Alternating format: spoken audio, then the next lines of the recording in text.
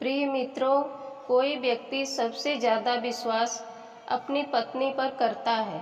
पत्नी ही तो एक है जो सबसे अच्छी दोस्त और जीवन संगिनी होती है। सतीश भी अपने पत्नी से अंधविश्वास की हद तक विश्वास करता था। एक दिन सतीश की कुछ तबीयत खराब होने की वजह से वह घर जल्दी आ जाता है। जैसे ही वह अपने गेट के पास पहुंचता है तो अपनी पत्नी की खिलखिला के हंसने की आवाज़ सुनाई दी। सतीश वहीं रुक जाता है और सोचने लगता है, मेरी पत्नी मेरे सामने तो हमसे भावे ताने रहती है, आखिर अंदर कौन है, किससे बातें करके हंस रही है। सतीश दरवाजे पर रुककर अपनी पत्नी की बातें सुनने लगा। सतीश की पत्नी मधु कह रही थी, तुम्हारे जोश की मैं दीवानी हूँ। अरे छोड़ो यार, तुम भी किस माटी के माधव की बात कर रहे हो। अगर वह इतना रसीला रहता तो मैं तुमसे क्यों दिल लगाती। मैं तो तुम्हारे जोश और तुम्हारी रसीली बातों की दीवानी हूँ। सतीश मधु की एक तरफा बातें सुनकर समझ गया कि घर में कोई नहीं है, बल्कि मधु फोन पर किसी से बात कर रही है। सतीश गुस्से से दरवाजे पर लात मारता है। दरवाज़ा अंदर से लॉक नहीं था। दरवाज़ा खुल जाता है। मधु पति को देखते ही हड़बड़ाहट में मोबाइल कट कर देती है और बनावटी मुस्कान लेकर कहती है, अरे आप इतनी जल्दी आ गए। सतीश मधु को घूरते हुए पूछता है, किसके जोश की दीवानी है तू। सतीश मधु को पकड़कर पीटने लगता है। सतीश जब मधु का मोबाइल लेने का प्रयास करता है, छीना झपटी में किसी तरह मधु वह नंबर डिलीट कर देती है। अब सतीश और गुस्से में हो जाता है और लात घूंसों थप्पड़ों से मारता और पूछता, तू किसके जोश की दीवानी है और यह सब कितने समय से चल रहा है। इतनी पिटाई के बाद भी मधु कुछ नहीं बताती। सतीश मारते मारते पस्त हो जाता है। वह घर से बाहर चला जाता है। नमस्कार मित्रों, मैं पुष्पा देहाती वॉइस चैनल पर आप सभी का हार्दिक स्वागत करती हूँ। मित्रों, यह कहानी किसी के दिल को ठेस पहुँचाने के लिए नहीं सुनाई जा रही, बल्कि सामाजिक तत्वों से और आपराधिक मानसिकता वाले लोगों से सचेत सावधान करने के लिए सुनाई जा रही है। प्रिय मित्रों, आपने अभी तक चैनल को सब्सक्राइब नहीं किया है तो कर लीजिए। यह कहानी कानपुर जरौली की है। सतीश कुमार श्रीवास्तव अपने परिवार के साथ रहता था।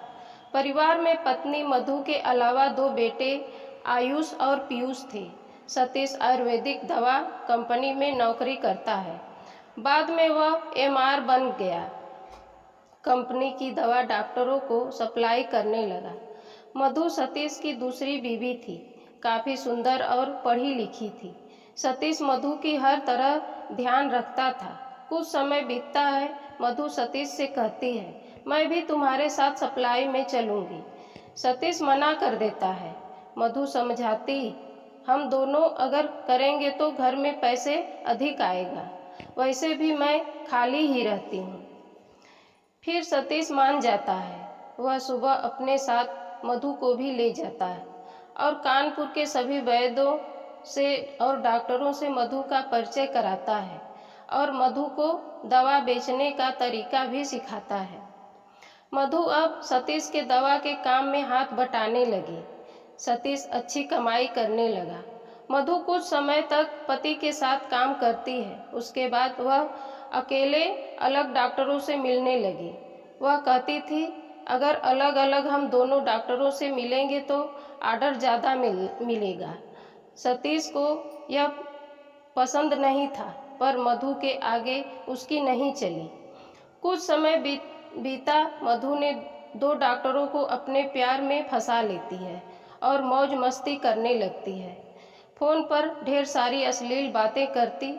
तभी अचानक तबीयत खराब होती है और सतीश जल्दी घर आ जाता है और मधु को सुन लेता है बातें करते। 19 मार्च 2021 को आयुर्वेदिक दवा निर्माता कंपनी मीटिंग रहती है, जिसमें सतीश और मधु दोनों जाते हैं। 21 मार्च को दोनों अपने घर वापस आ जाते हैं। दोनों बेटों अपने मौसी के घर रहते हैं।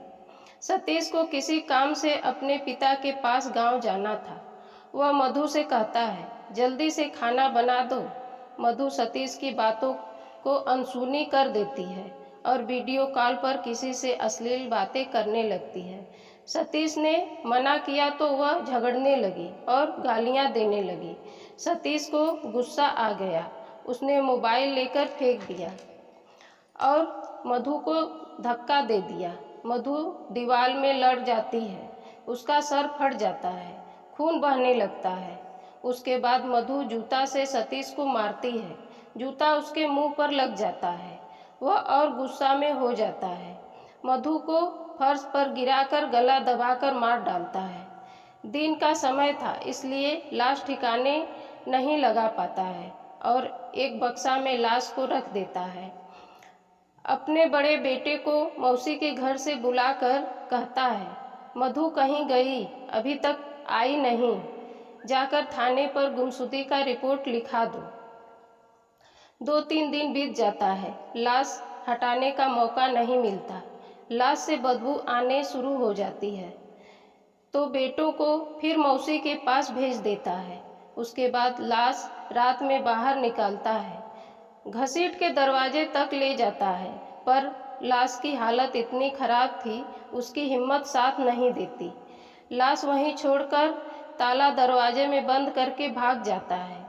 बदबू के कारण पड़ोसी पुलिस को सूचना देते हैं। पुलिस ताला तोड़कर देखती है, पास ही में मधु की लाश पड़ी थी। पुलिस सतीश को पकड़ लेती है। वह अपना गुनाह स्वीकार कर लेता है और निर्धारित धारा में उसे जेल में डाल दिया जाता है। पूरी कहानी सुनने के लिए धन्यवाद।